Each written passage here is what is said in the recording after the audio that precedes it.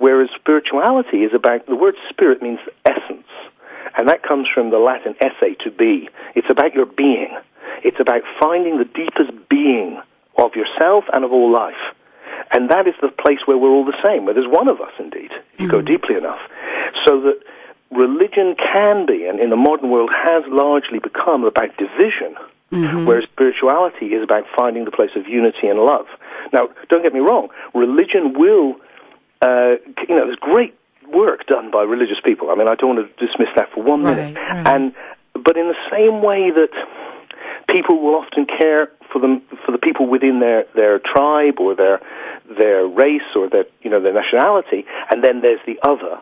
What easily happens with religion, and we can see this with fundamentalist religion especially, is those people who are in, God likes them and you care for them, and then there's the other, whether they're the infidel or the other way around. They are the other, and God doesn't like them because I've had the most horrendous things sent to me where you think, wow, why would anyone, why would God want to do that to me? Right. Because I disagreed with you. but it happens, Right.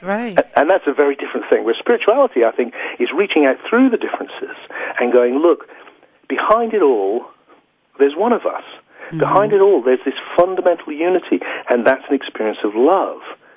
So, for me, the great teaching, say, in Christianity, but it's in all of the religions, is love others as yourself because they are yourself. Or even deeper still, love your enemies, so that you're actually reaching through the division with love. Exactly. And yet, we've had shows discussing some of this. Actually, when you suggest, that love those people that you are afraid of or love your enemy, it's almost laughed at because we've been taught, especially here, that your enemy is to be destroyed, and to love your enemy is to actually leave yourself open and vulnerable. And my whole thing is, well, when does it ever stop?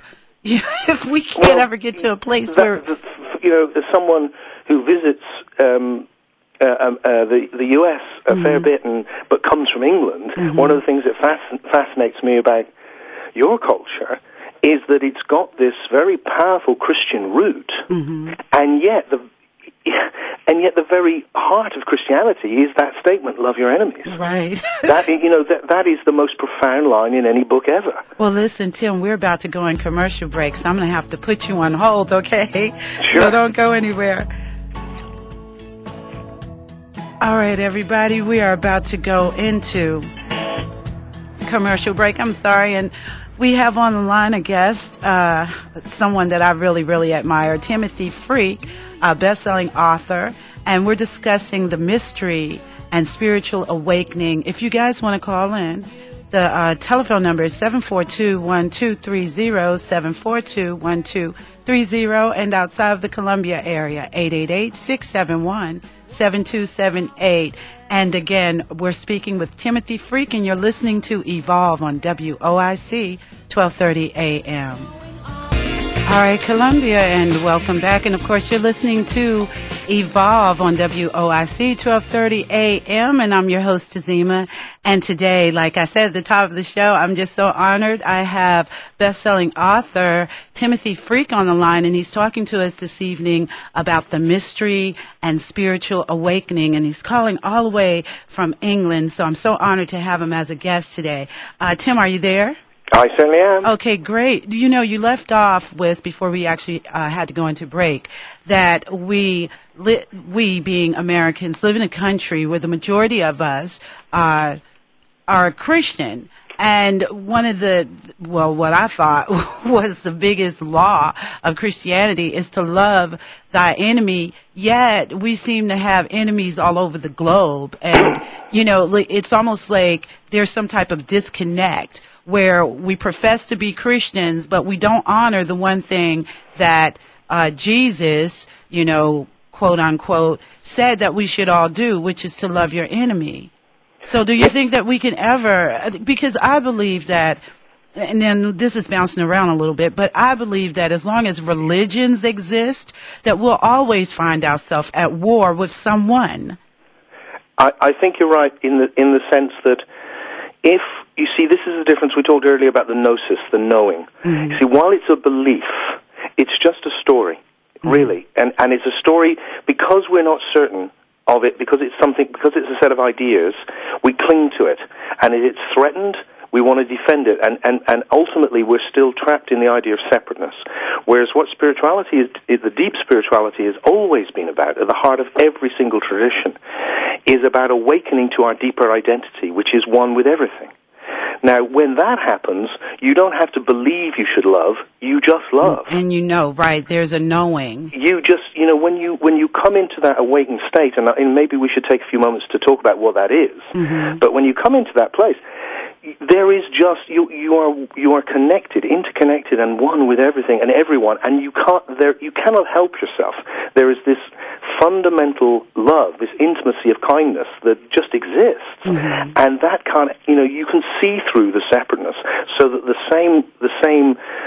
hatred, the division, the feeling that you can see that everyone is lost, and that is again at the heart of the Christian tradition, which has got a lot of deep wisdom in it, where you have this image of Jesus crucified forgiving the people who did that to him because they don't know what they're doing. Oh, wow. And that is the key to loving your enemies, because you just see they don't know what they're doing.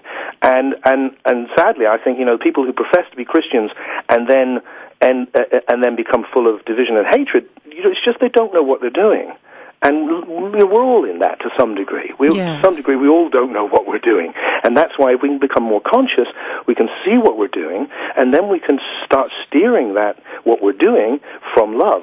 So I do want you to go a little bit more into the awakened state and what exactly that is and how can we achieve it. But I want to ask you this first. For those people who believe that God is to be feared, what would you say to that? I'd say you are God. There is only God. I know everybody out there is probably like, what? there is only God. It's this whole experience we're having. When I go deeply into it, and this is what the awakening. Maybe the two things are the two questions. The one you said we'll go to, and this one are the same question. Because. So what do you mean by God? If God is a big man in the sky with a set of rules that if you break them, he is going to punish you forever, for me, that is not God. Right. That sounds like the other guy. Right. Right. Anyone who's going to take somebody who is so lost they've done something wrong and then punish them forever for it is, right. no friend of mine. And I don't know who that is, but it's nothing to do with what I mean by God. Exactly. What the mystics are in all these traditions, the deeply spiritual folk, who usually are the people that actually initiate these movements in consciousness at the beginning, what they're saying is, look, God is the mystery. God is the essential mystery of being from which everything is arising. And one of the images which is used a lot with that is that God is like the one mind within which the whole of reality is arising like a dream. And that what you and I are is God dreaming itself, or it to be Tim, talking to God dreaming itself to be Zima. And we're experiencing ourselves as being these separate individuals, and we are on the surface, and that's what's so interesting. And because we're separate, we can meet as different, and yet when we go back into our spirit, into our deeper being, into the deep self, there's this knowing, this gnosis, this deep knowing that fundamentally we're one as well. And when there's that oneness and separateness, that's when the love happens. See, you know what, Tim, the way that I would look at it, I love your explanation too.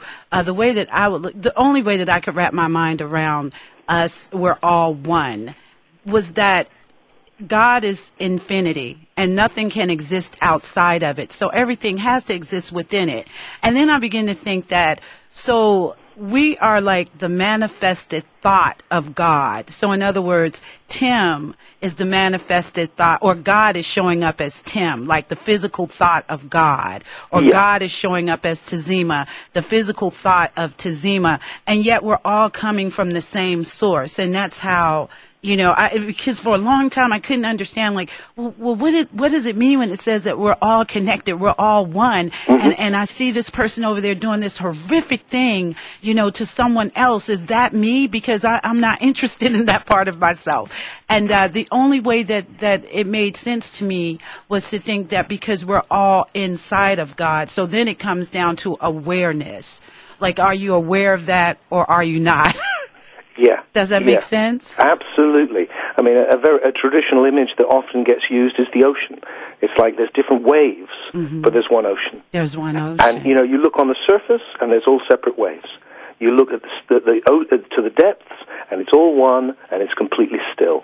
Now, when we live in that place where we think we know what's going on, and we've got our whole story going, which is fine, it's great, we need that, but when we're just there, we miss the depths. We miss the place where we're one. And spirituality is about turning within and finding those depths. And that's not a theory. That is something you can directly experience for yourself. And see, that's the other thing that I've found, because as you know, I own a metaphysical / spiritual store. I prefer to call it a spiritual bookstore. But, so it represents all these different paths. And one of the things that I've found is that, like you said, the core of these paths all have to deal with love. But surrounding that, like the outer layers of that is, but be afraid, be very afraid, especially with the Western, more Western type religions. Be afraid of God, be afraid of that person who doesn't understand God as you do, be afraid, don't talk to that person. And then I remember growing up in the church how it was like, don't question God, or don't question this, don't question that. So it seems like we are saturated with this fear, and it's really difficult for many of us to break through that fear in order to see the highest part of yourself, which is, like you said, God. And yet when you try to explain that to somebody, they're ready to put you in an institution. I know, and there is nothing to fear here. I mean, there's plenty to fear in life, but this is not something to fear. It's the complete opposite. And doubt. Doubt is the most powerful thing we have. Doubt is what makes us conscious. We all come into the world, and we literally come in, don't we? We get bigger and bigger and bigger, and as we do, we learn more and more, and most of it, nearly all of it, to begin with, is just conditioning. We learn what's around us, and that gives us a culture and a framework through which we can become conscious, but we're largely unconsciously in our conditioning. And that's very often religious conditioning. And so, does it make sense then that should we be looking at our religious texts, our religious books, our sacred writings as symbolic, as metaphors, or because for me, I think that when we take, for instance, the Bible or any other religious book, literally, we run into a lot of trouble. Absolutely. The work that the books you mentioned, which my early works like the Laughing Jesus, and before that the Jesus Mysteries, Jesus and the Lost God, they're all about. Well, the Laughing Jesus actually just is also looking at Judaism as well as Christianity and Islam, and going, look, if we take any of this literally, we are lost, because there is no historical basis for any of it. And when we don't doubt, we become foolish, because doubt is what makes us conscious. Now, if you doubt something, you can come to the place where you then go, do you know what? I think it's right. But you can't make it your own until you've doubted it. Until then, it's just conditioning. And it's unconscious. You can only make it your own by holding it up in the light and going, is this right? And then you can go for yourself, yes it is, no it's not. And that process of doubt makes you conscious. There's a lovely line I use a lot, which is, certainty divides us, but doubt unites us.